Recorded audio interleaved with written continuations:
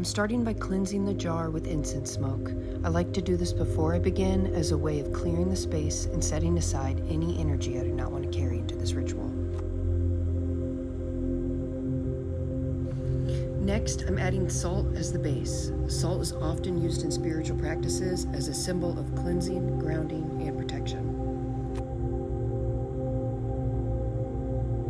I would suggest getting a funnel if you're going to be doing this often.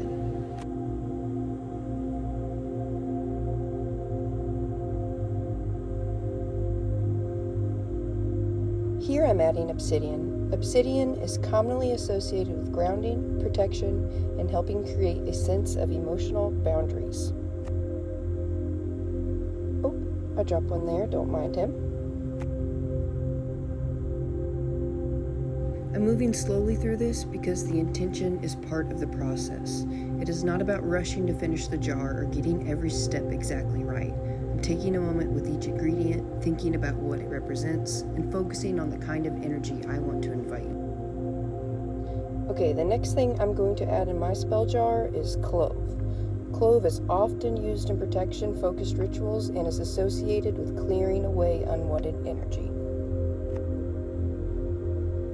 Its warm, strong scent also makes it feel especially fitting. As I add it, I'm thinking about strengthening the boundaries around my home and making room only for what feels peaceful, supportive, and welcome.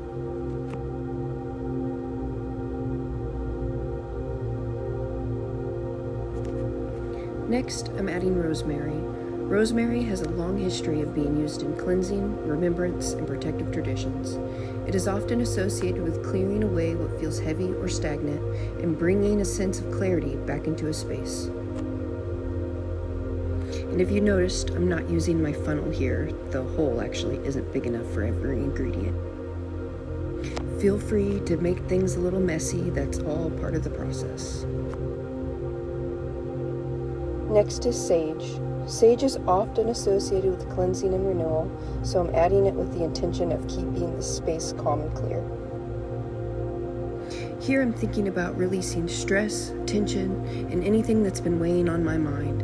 I'm making room for a space that feels lighter, more settled, and easier to return to at the end of the day. You can use whichever type of sage you already have on hand, or you can leave it out entirely. This is meant to be a flexible, personal ritual, not something that has to be done perfectly.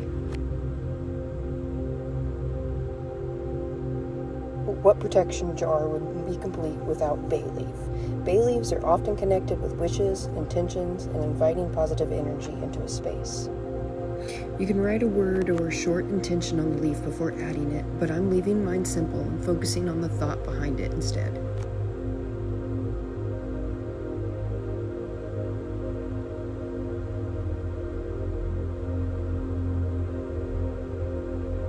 Once everything is inside, I'm placing the cork on top and taking a moment to focus on the intention behind the jar. A peaceful home, strong boundaries, and a sense of safety. To finish it, I'm sealing the cork with a black candle. Black is often used symbolically for protection, grounding, and releasing unwanted energy. If you try this yourself, use a heat-safe surface and keep fire safety in mind. And that's my finished protection intention jar. I like to keep mine somewhere meaningful, like near an entryway, on a shelf, or in a personal space where I want to feel more grounded and protected. But keep yours wherever you need a reminder that you are safe and